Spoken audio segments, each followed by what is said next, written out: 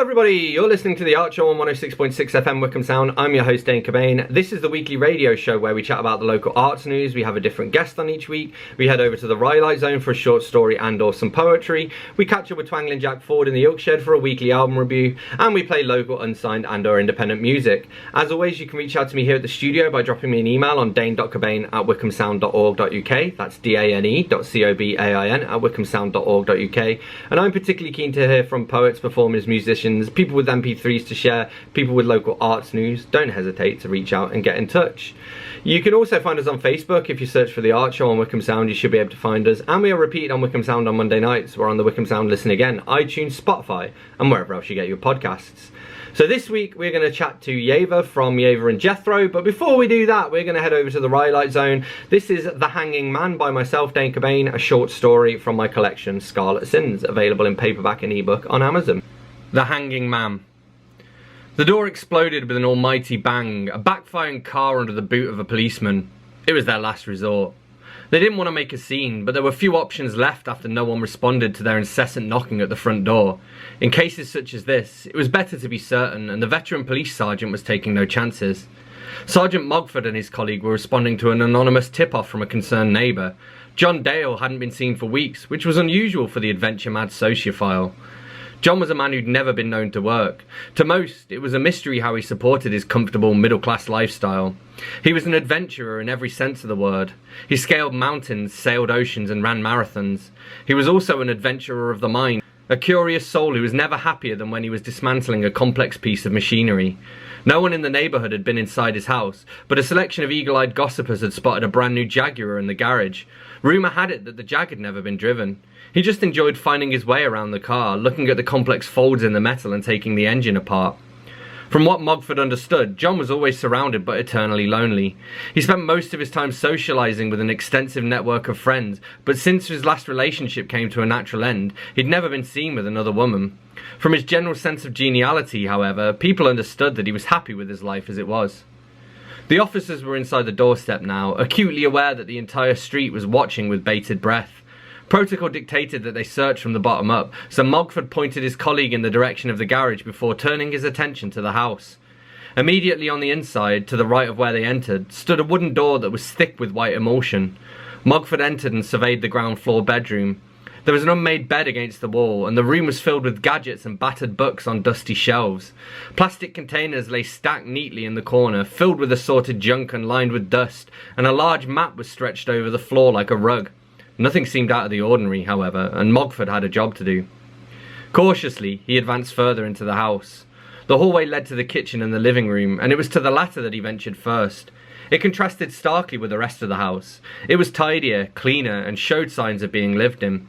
Through the window, Mogford watched Inspector Bletchley stumbling through the garden, examining the high hedges, the overturned lawnmower, the parked trailer, and the mud-covered speedboat that left it looking like a scrapyard. In the kitchen, even the surfaces were bare and clutter-free, and the pots and pans were stacked clumsily in untidy piles inside one of the cupboards. Apparently, Mr. Dale wasn't as adventurous with his food as he was with the rest of his life. Tinned soup, tinned potatoes, and tinned meatballs seemed to cover it. The cupboards were stacked high with aluminium, but the fridge freezer was bare except for several cartons of curdling milk and a couple of frozen ready meals. Unsure of whether that was usually the case, Mogford's confusion grew. Experimentally, he called John's name and, after pausing to listen for an answer, he proceeded upstairs and into the adventurer's study. There were no surprises there. John used the room for living, and it was so untidy that it was dangerous to walk through. From his vantage point in the doorway, Mogford observed the skeleton of a remote-controlled car perched on an armchair like a king atop his throne, and crumpled newspapers littered the floor in front of the flat screen that was mounted to the wall. Mogford's heart gave a jolt. It was still turned on. There was no mistaking it. Mogford called for Dale again before radioing his companion and ordering him to search the sizable office that was connected to the kitchen. After turning the television off with a gloved hand, Mogford returned to the landing with his hand on the radio, ready to call for backup at any time. The beds were made in both of the bedrooms, and the bathroom was relatively clean, although a towel and a pile of clothes had been left lying in a heap beside the bidet.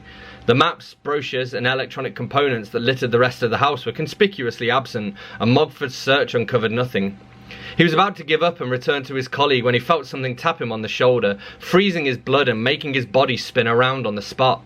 A frayed rope pull was weaving in an oval orbit above him, attached to a door in the ceiling.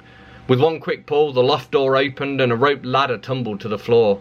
Clutching his standard issue torch between his teeth like a cutlass, Mogford cautiously climbed the ladder that floated through the air as though caught in a summer breeze. As soon as Mogford had climbed high enough for his head to peer over the threshold, he pulled his torch from his mouth, flicked the switch and swept it around the dark and dusty room. He knew what was there before he saw it. Bellowing for assistance at the top of his voice, he pulled himself into the loft and looked around for a light switch. Mogford was blinded momentarily when the old light bulb flickered into life, but Inspector Bletchley was hot on his heels and his unaffected eyes peered over the hatchway behind him. The scene that met them changed both of their lives forever. Mr. John Dale, pioneer and blueprint connoisseur, had hanged himself, leaving a handwritten note at his feet. Hesitant to approach at first, more because of the stench than because of a desire to preserve the scene, Mogford's curiosity eventually got the better of him. Slowly but steadily, under the watchful eyes of his partner, Mogford picked up the letter and began to read aloud. I'm sure that by now you've had a little taste of what it's like to be John Dale. It's not a bad life. In fact, it's a pretty damn good one. This is going to confuse psychiatrists across the country, but I'll try my best to explain. You see, I've climbed mountains and finished marathons. I've flown an aeroplane and jumped out of one. God knows by now I could probably build one. Of course, people would think I'm some sort of zealot, or else a screw-up who thinks of himself as the Antichrist. I assure you that I'm neither. I've learned foreign languages, and I've learned programming languages. I've fought for my life against polar bears and Arctic wolves. I've pushed my body and my mind, my heart and my soul to their very limits. But it's not enough. It's just not enough. There are further questions that I need answers to, further conundrums that are encrypted so securely that no mortal could ever hope to crack them. What's the meaning of life? It's a question that's plagued mankind for centuries, but there's an even bigger question, and it's one that I intend to find the answer to. What happens after we die? I don't mean physically. I know the answer to that, and I've seen it with my own two eyes. But what happens to the mind? What happens to the soul? I'm sure that by now you can see what I'm getting at. I want to know. I have to know. My thirst for knowledge is an addiction, and my cravings must be satiated. So what happens now? That's a rhetorical question, of course. As for me, I intend to die, and then I suppose I'll ad-lib from there. Perhaps there's nothing, but in that case, I'll feel no loss. Death comes to us all. It's a fact of life, and it has to happen someday. There's nothing left on this earth for me to experience, no new secrets to discover, and no new lands to conquer. But if I find something out there to die for, I'll be the happiest man off the planet. I'm sure this is hard to understand, and I'm sorry for all the paperwork, but this is a step I've been planning for a long time. All that remains is for me to take the final leap of faith. I feel no fear, although there's a hint of adrenaline. I just need the strength to step over the edge. My affairs are all in order. My last will and testament is in the boot of the car. Don't worry about my family, because I have none. As for my friends, they know me well enough to understand. Never call this the coward's way out. My death is the coward's way forward. I love you all. This is just something I have to do. Sincerely, John Edwin Dale. By the time it was over, Mogford and his partner were standing beside each other in a shocked silence. They read the note again with a rising sense of disbelief before Mogford excused himself for a cigarette. When he returned home that evening, he found it hard to swallow his microwave meal, and so he washed it down with half a bottle of whiskey. He didn't sleep well that night either. He couldn't stop dwelling on what John had said in the letter. Although he'd never admitted it to another living soul, he could understand John's decision. Secretly, he admired the hanging man, who was brave enough to see what happened when the mechanisms of existence were fiddled with. That was The Hanging Man by myself, Dane Cobain. You're listening to The Archer on 106.6 FM Wickham Sound, and this is Andrew Cobain with Stars.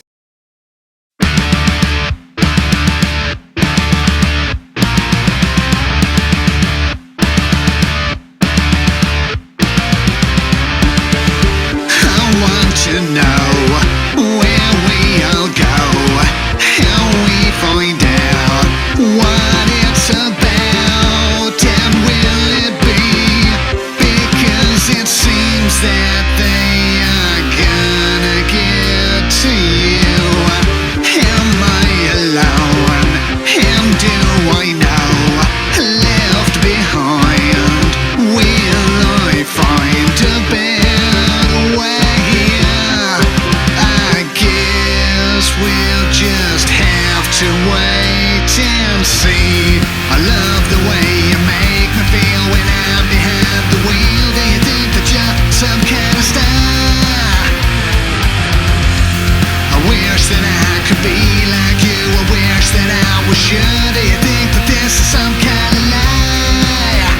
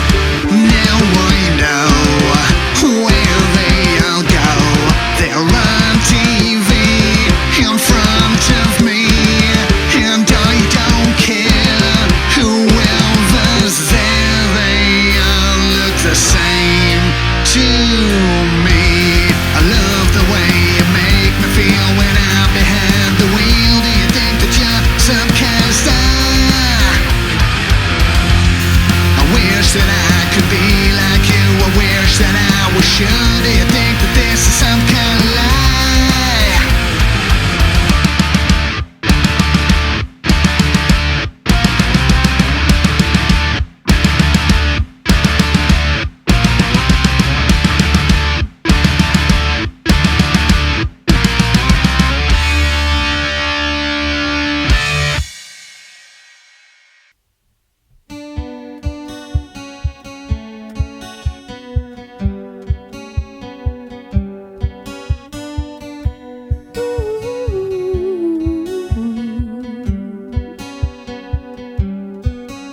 Every time you come around, you know I can't say no.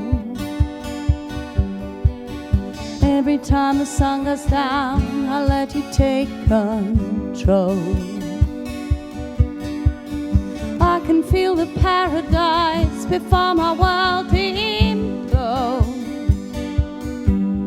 And tonight had something wonderful. My bad habits lead to late nights, ending alone. Conversations with a stranger I barely know.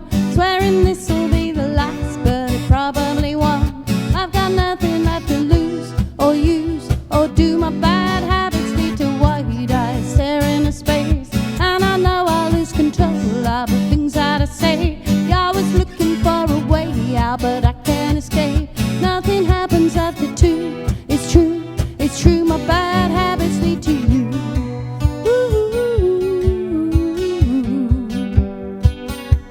My bad habits lead to you.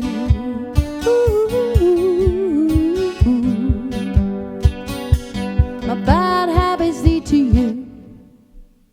Every pure intention ends when the good times start. Falling over everything to reach the first time spark. It started on the neon lights, and then it all got dark. I only know how to go too far. My bad habits lead to late nights, ending alone. Conversations with a stranger I barely know. Swearing this will be the last, but it probably won't. I've got nothing left to lose or use or do. My bad habits lead to wide eyes stare into space, and I know I lose control of the things that I say. You're always looking for a way out, but I can't escape. Nothing happens after two. It's true, it's true. My bad habits lead to you.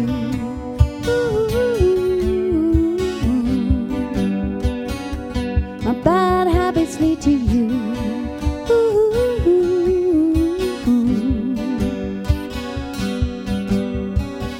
We took the long way round,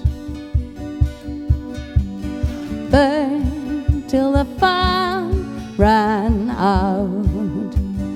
Now my bad habits lead to late nights, ending alone. Conversations with a stranger I barely know. Swearing this will be the last, but it probably won't. I've got nothing left to lose or use or do. My bad habits lead to wide eyes stare into space, and I know I'll lose control of the things that I say. You're always looking for a way out, but I can't escape. Nothing happens after two. It's true, it's true. My bad habits lead to you.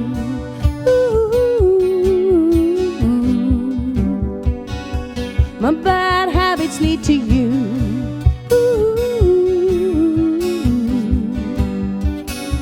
My bad habits lead to you.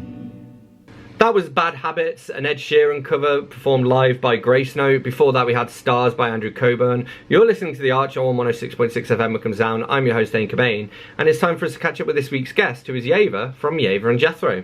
So the first question isn't music related, but it's my traditional opening question. You may or may not have an answer. It's what was the last book that you read, and what did you think of it? I read a book called I Am David. It's about a little boy who escapes a concentration camp and he makes his way to Denmark. It's really really wholesome and really lovely. And he kind of discovers colors, and he discovers, what food is safe to eat, or things like that. It's absolutely beautiful, but absolutely heartbreaking. That sounds like my kind of book, so I might check that out. Who's it by? I'll lend it to you. I will have to get back to you on that one. I'm not sure, but I will absolutely lend it to you. Awesome, cool. Well, and last time I saw you was at Festival, and I wondered if you could let us know a little bit. How do you think your performance at Festival went? How was the day? Yes, festival was really lovely. I think we did fairly well. It was really nice, really lovely turnout. Lots of our customers, lots of our friends came down, and it was beautiful weather, thankfully, on the Sunday. Yeah, it was a really lovely day. It was our first Cool. festival gig ever, so I think it went all right. Perfect. Yeah. Well, as you say, I mean, because I wasn't there on the Saturday, but I heard it rained a lot on the Saturday, and then Sunday it was pretty nice. And when you guys were playing, the sun was out, people were singing along, so I suppose you can't complain too much. Absolutely, yes. Saturday was very wet. I was very glad for my winter coat that everyone made fun of me for at the beginning of the day. Yeah. You But had the last laugh. yes, yeah, I felt very smug. Cool. So, what kind of music do you make, and who do you perform with? So I perform with a guitarist called Jethro. He is unbelievably talented. Poor guy, I send him lots of jazz that's very horn heavy or very piano heavy, and he amazingly just transposes it all to his guitar and makes amazing guitar noises while I sing or attempt to sing. Yeah, so we do mainly jazz standards, that kind of thing, kind of old school 40s, 50s music. Cool. And how long have you two been performing together? We've only started in March, so it's only been 6 months that we've been going. Yeah, it was a drunken joke one night, and it turned into us playing lots of places and doing lots of lovely music. Cool. And you mentioned, so at the time of recording, you're recording some music next week. Where are you recording, and can you let us know what we can expect to see from you guys? Yes, so we're going to record a couple of songs as a demo, just to get us out there, really.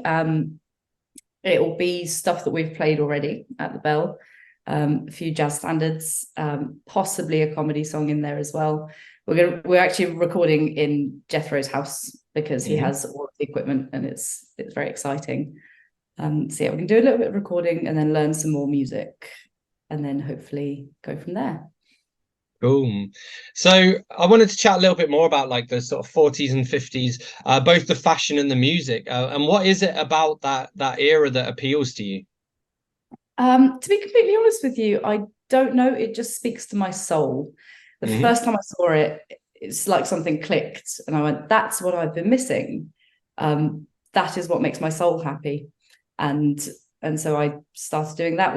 I first saw it at the Ace Cafe in London, which is a trucker biker cafe. And they had a reunion weekend with lots of rock and roll going on and lots of vintage bikes, vintage cars. And we turned up on a Triumph Thruxton, which is an old-fashioned 50s bike. And I just saw these ladies in these beautiful 50s dresses, and I went, "That's it. This is it." So yeah, that's how it all started, really. Yeah. Well, and it's interesting. I mean, because I suppose music and fashion go hand in hand, and always have done, like dating back to, again, the 40s and 50s, even way before that. But, I mean, I was into grunge when I was a teenager, and with grunge, you've got, the torn jeans and the jumpers and all of that stuff. Even like the sort of like, you've got glam rock, punk, all of that stuff. So, I mean, what do you think it is about music and fashion that makes the two of them go together? That's a really good question. I think it might come back down to society and societal norms, and say with grunge, it's outliers and people who dress the same, maybe listen to the same music, and they form a community within that. And there are certain, for want of a better word, dress codes. in those subcultures. With my particular stuff, it's era related, so 40s 50s clothing goes with that kind of, with the jazz, with the rock and roll, with that kind of era. Yeah. Well, I think it adds something to your music as well. Like, certainly the way the two of you perform, I think the fashion actually adds, like, it wouldn't be the same if you were just standing there just in normal, like, quote unquote normal clothes, and I wondered as well, like, when you're performing, because again, going back to, say, like the comedy songs, for example, like if you're doing something that's comedy versus something that's a bit more serious, you kind of, as a performer, you change your body language and your facial expressions. Like, how deliberate is that on your part? Does it just come naturally, or is it something that you kind of work at? It's not particularly conscious. I'm playing off what the song is doing, what the song is saying, and what it's trying to convey, and I try as hard as I can to do that while attempting to remember the words and when to come in and where to come in. It's not particularly conscious. I do try to play up to it a little bit, just because in the comedy songs you've got to have a bit of a cheeky wink to the audience saying, I'm not really killing off my husbands, I promise. I suppose it's similar though, again, like maybe not grunge, but like things like heavy metal, where you got people like headbanging, or the classic is like when you got a bassist and they're playing a bass line and they do the bass face, like there are certain things in music, and again, people probably do play up to them a little bit, but also it's just instinctive, like, again, with like, there's even things I've seen on TikTok where it's like, try not to headbang challenge, and they'll play just these like filthiest heavy metal songs that everybody knows, and you're like listening to it and you can't help, you start bopping a little bit just because it's it's what you do. So I suppose there's something of that as well with every genre of music, and with yours, I think, because I think, again, going back to the kind of stuff you do, it's quite grounded in storytelling, I would say. I mean, is that something that you've noticed, as opposed to, again, maybe, I don't want to pick on like modern pop, but modern pop tends to not be that heavy in story. It's quite simplistic, whereas yours does tend to be, like, it reminds me even of like, there's some like old Bob Dylan songs where it's like, the ballad of so and so, or even like the Beatles with something like Maxwell's Silver Hammer, where it's like the song itself is a story. And it kind of comes across when you're performing. A lot of your songs are those stories, like the woman who's murdered her husband, except she hasn't really, Yes, absolutely. It is a story, and that's what I love about this era of music. There is a story to tell, and there's a way to do it. So we lent into that very, very heavily when we first started out. We did a set at the Bell open mic in Prince Risborough. And so we started off with La Vie en Rose, and we made everyone fall in love. And then we did Don't Get Around Much Anymore by Nat King Cole, which is, they've broken up and he's not getting out much anymore. And then we killed off all the husbands with Keep My Love Alive. And then they asked us to play another one. So we did Crazy, because, after you've killed your husbands, you're probably going to be a little bit crazy. So we do try to form a narrative, but with the extension of our repertoire, it's getting a little bit harder to do. Yeah. But we try. That's really cool though, because I'd only really thought in terms of individual songs rather than as for the full set. I mean, so let's say in the future you record an album, would you be trying to do something similar in say an album? I would say yes, absolutely. I would try my best to kind of form a narrative, because that's what you do when you record an album. You start off with a story, and then you carry it on throughout. Yeah, cool. And do you guys like do you just do covers, and if so, is there ever any plans to kind of create some of your own originals? At the moment, we are just doing covers. There are plans for maybe jazzifying some modern songs, cool, potentially. But potentially in the future there might be some originals. It will probably be a long way off though. Yeah, well, I can imagine it'd be hard to do that as well. And again, like going back to everything that you do is so kind of grounded in that time period. it's got to be hard to actually put yourself in that mindset to write a sort of 40s and 50s style song when, you know, you got your smartphone next to you and, you know, the life is so different. It's tough, but there are people doing it. So if you look at Gregory Porter, for example, he is a modern jazz singer, and his originals are absolutely stunning. Yeah. And there are people doing it. It's possible. Yeah. It just needs to maybe address different issues.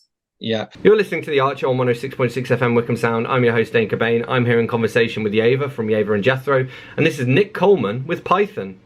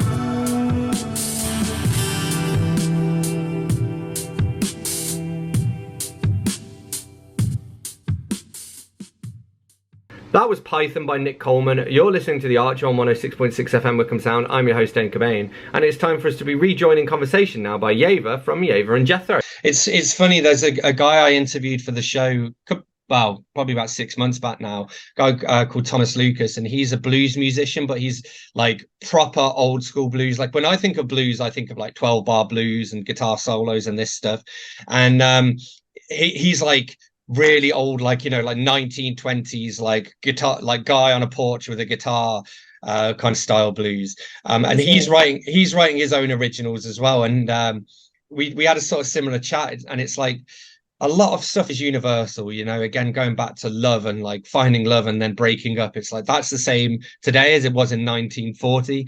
It's just maybe, you know, now we find love on Tinder instead of, you know, at the social club or whatever it is. So you can almost find that middle ground where it's like, you know, it's got that old school vibe, but it's still, you know, got some modern concerns in there as well. Yes. You might notice sure. my cat saying hi, by the way.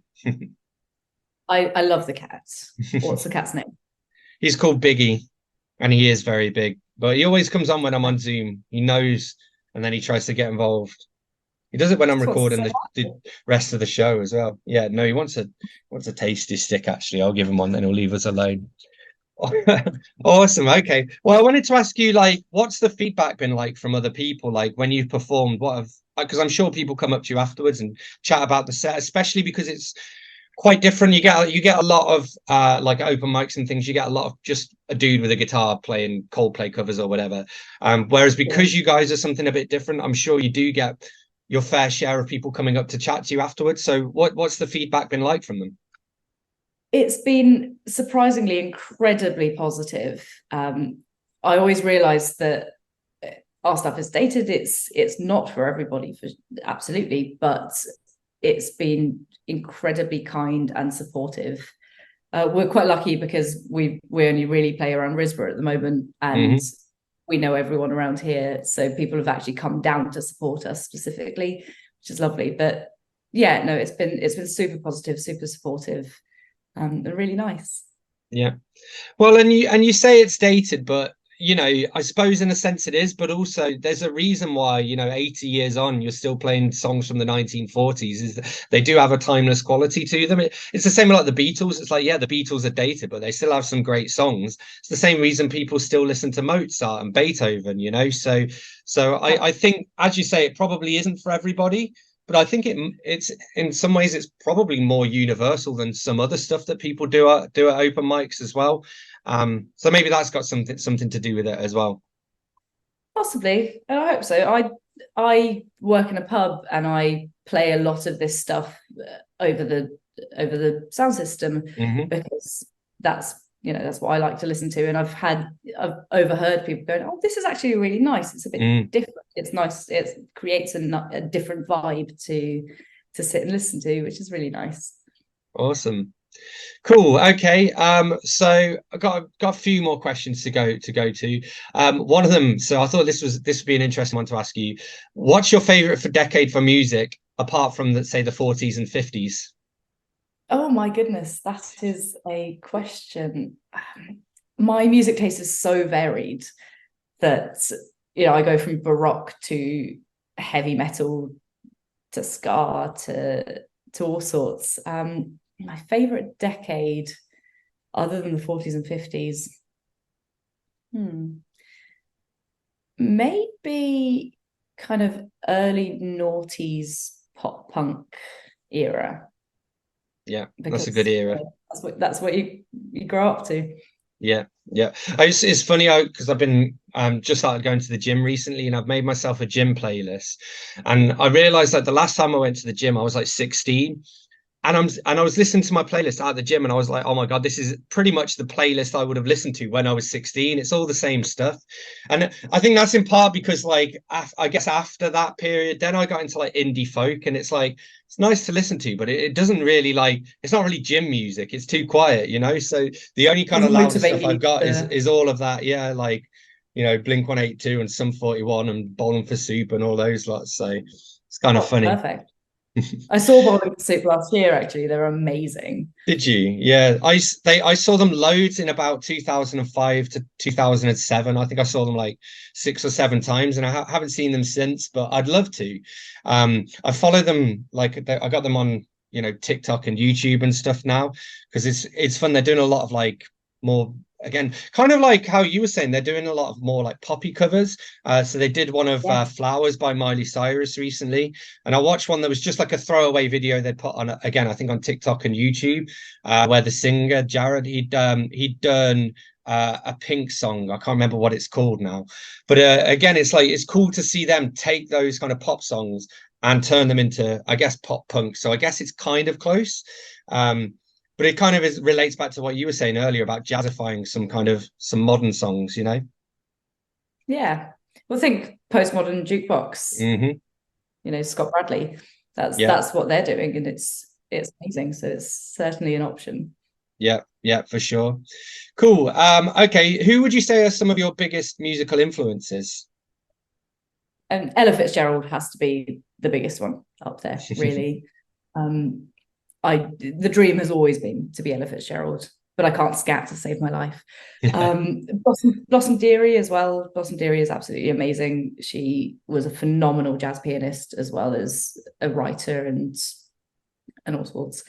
Gregory Porter, Nat King Cole, you know, all the greats. Yeah. But Louis Prima and Keely Smith, that's what I try and incorporate in my performance, because they were just incredible performers. Yeah. And you kind of lack that these days. You don't see a lot of kind of almost theatrical performances as you did back in the swing era. Yeah. Ray Charles, Peggy Lee, you know, all the greats. Cool. And you know, you mentioned there like it's like a jazz pianist. Do you play any instruments yourself? And if not, what would you most want to? I have done back in a previous life. I used to play piano, saxophone, guitar, and violin. I did a lot of music when I was growing up. Lots Awesome. of orchestras, lots of choirs, sax groups, jazz groups, folk groups. You name it, I was there. Yeah. Cool. Okay, just a bit of a tangent, but I notice Knit Two. What is Knit Two? What can you tell us about Knit Two? Knit Two was the business I set up when I moved to Princess Risborough. I make toys and decorative items out of wool, so crochet and knitting, that kind of thing. It was all bespoke and lots of weird things, like I made a quacken. I had to ask what a quacken was before I made it, but it was a duck head with octopus tentacles. He was very cool. I made dragons. I made a hedgehog with a ketchup. I made a COVID virus because it was when I set it up, it was a month before lockdown happened. And it went really well until about halfway through lockdown, when the rumor spread that soft toys spread germs. And then I had 30 cancellations and it all went to pot, let's say. Yeah. I still do a little bit when I get a chance. So at the moment I've started making poppies for Remembrance Day. Last year we raised £500 for the Royal British Legion. Brilliant. This year I'm hoping to beat that record. Yes, I've already started, as opposed to last year where I was making them as they were being sold. Yeah. Cool. Well, I've got to ask, what's the difference between knitting and crochet? Good question. Knitting is with 2 needles and lots of open stitches, whereas crochet is 1 hook and you just have 1 stitch that you carry through the rest. Cool. That's awesome. the most simple way I can explain it. Yeah. Well, it's because my mum does knitting and then one of my writer friends does crochet. So I was like, never really known the difference between the two. But my mum does twiddle muffs. So they're like, I don't know if you've heard of them, but they're like little mini blankets almost that you can put over your arm, but then she sews on like buttons and ribbons. And basically it's for older people with Alzheimer's and dementia. And it's just like a comforting thing they can put on their lap or whatever, but it's got those different textures. And they're meant to be really good at, you know, helping them to think and all of that stuff. So, because she used to work on an elderly care ward. Right. Well, yeah, they're a bit like fidget spinners now, or Yeah. you know, all those things that you fiddle with. They're really good for people with learning difficulties, or yes, Alzheimer's patients, stuff like that. They are fantastic products. Cool. Awesome. So just one last question to end on, really. What's next for you, and where can people follow you to find out more? Next, as I say, we're doing a little bit of recording. Going to get a couple of demos out there just to show people what we can do. We're then going to learn another 40 minutes worth of material and hopefully then try and get gigs. We're looking into work depending. We're looking into going into Wickham and Aylesbury and try and do more open mics and things like that. Just to get out and playing and doing it, really. We are currently in the process of setting up a Facebook. It will be Ieva and Jethro for the foreseeable until we actually find a band name. Yes, that should be up ASAP soon. Really, it'll be up by the time people listen to this, I'm sure. You got some time. Yes. Big thank you to Ieva from Ieva and Jethro for joining me. You're listening to The Archer on 106.6 FM Wickham Sound. I'm your host, Dane Cobain, and this is The Phenomenauts.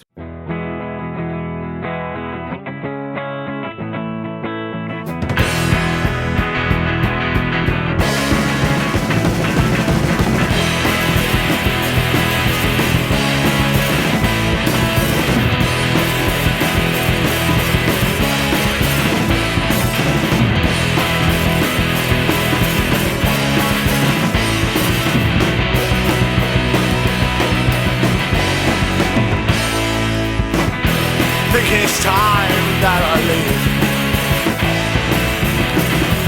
Been manipulating me like a puppet on a string.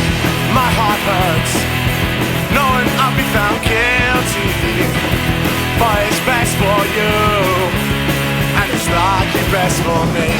Giving up on you, you cause nothing but pain. Now I'm walking away. Don't expect to see me again. I'm giving up on you. You cause nothing but pain. Yeah, I'm walking away. Don't expect to see me again.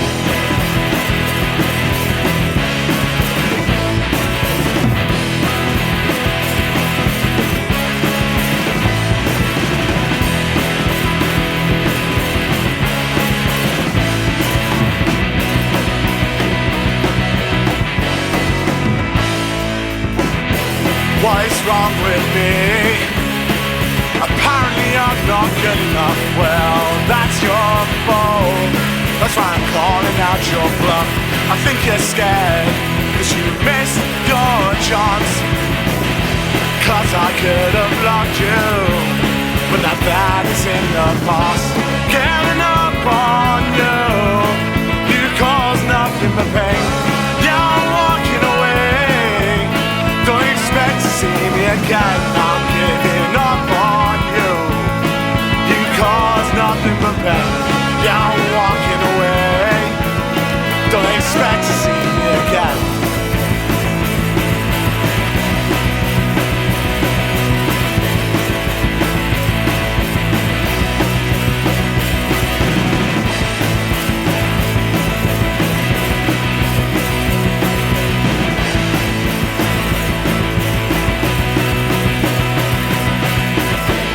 So don't come crying when he breaks your heart. And don't come to me, you torn mine apart. And don't you dare shift the blame, cause I'm sick and tired of playing games. Giving up on you, you cause nothing but pain. Yeah, I'm walking away. Don't expect to see me again. I'm giving up on you. I'm giving up on you. I'm giving up on you. I'm giving up on you. You cause nothing but pain.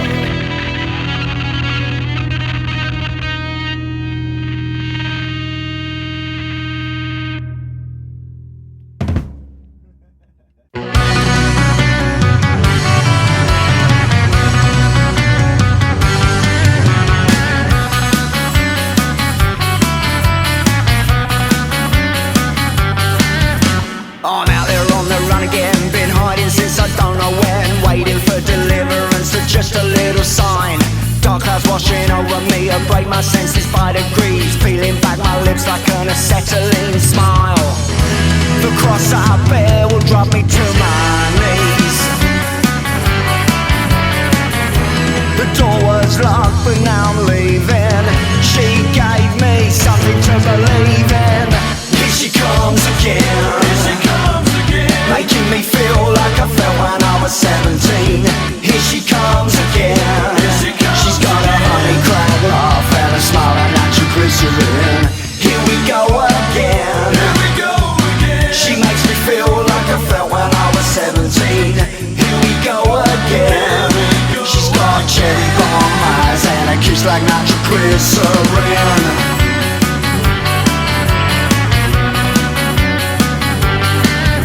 Like waking from a dreamless sleep, these thoughts alone are mine to keep on straining at the tether as I turn to face the light. Imposter in a sullen face, awash with tears and out of place. These scars will tell the story of ascension from the night. The cross I bear will drop me to my knees. The door was locked but now I'm leaving. She gave me something to believe in. Here she comes again, making me feel like I felt when I was 17. Here she comes again. She's got a honey crab laugh and a smile of natural glycerin. Here we go again. She makes me feel like I felt when I was 17. Here we go again. She's got cherry bomb eyes and a kiss like natural glycerin. Save me from myself. Save yourself from me. Save me for yourself, baby.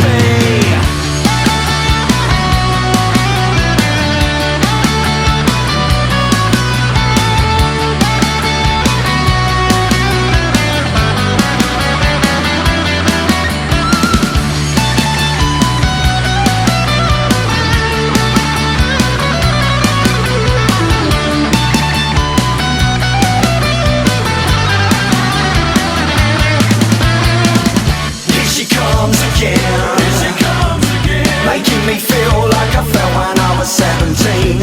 Here she comes again. She's got a honey crab laugh and a smile of natural glycerin. Here we go again.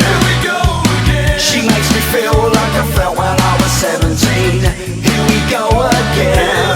She's got cherry bomb eyes and a kiss like natural glycerin.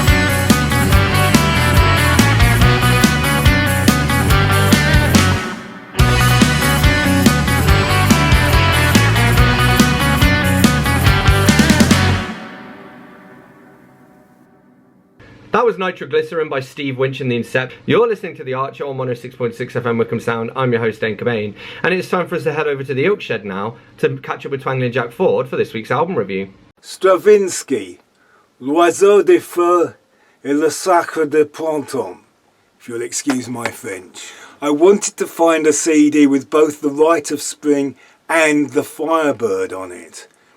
I have them separately on different slightly dull sounding budget CDs, but this Deutsche Grammophon CD I got from Oxfam in Beaconsfield sounds excellent. The Firebird is a very good starting point for rock music fans looking to get into classical music. In my days of studying Melody Maker, New Musical Express and sounds, the Firebird would often be mentioned in rock star interviews, and it was used as entrance music by rock bands. It starts a live album by Yes. It has a side-long structure that builds through interweaving melodies to a grand climax, which is a series of chords which sound quite prog rock. I was listening to The Rite of Spring as I was driving through the Buckinghamshire countryside, past hosts of golden daffodils, and the delicate opening theme gave me a bit of a moment. It is a bit like a slightly darker version of Beethoven's Pastoral, but it is very much the lull before the storm. If the first part is a bit Disney plip plip plop little raindrops, then the second bit is much more pagan Wicker Man. The percussive weird dance section has influenced a lot of rock music, So it is not that shocking to listeners today, but it does feel both exciting and uncomfortable. It really needs to be seen with the strange dance it was written for. It is hard to imagine now how shocking it was at the time. It caused actual riots in Paris when it was first performed at the Théâtre des Champs-Élysées in May 1913. The shocking part is frustratingly short. The rest of the music is okay, but in comparison it is very much an anticlimax. The Rite of Spring and the Firebird Suite. Stravinsky. Big thank you to Twangling Jack Ford for this week's album review. Thank you to Ieva for being this week's guest. Thank you to everyone whose music I've shared. As always, if you want to get involved in the show, you want to be a guest, you want to share some MP3s, you want to appear in the Rhylight Zone, drop me an email on dane.cobain@wickhamsound.org.uk. That's dane.cobain@wickhamsound.org.uk.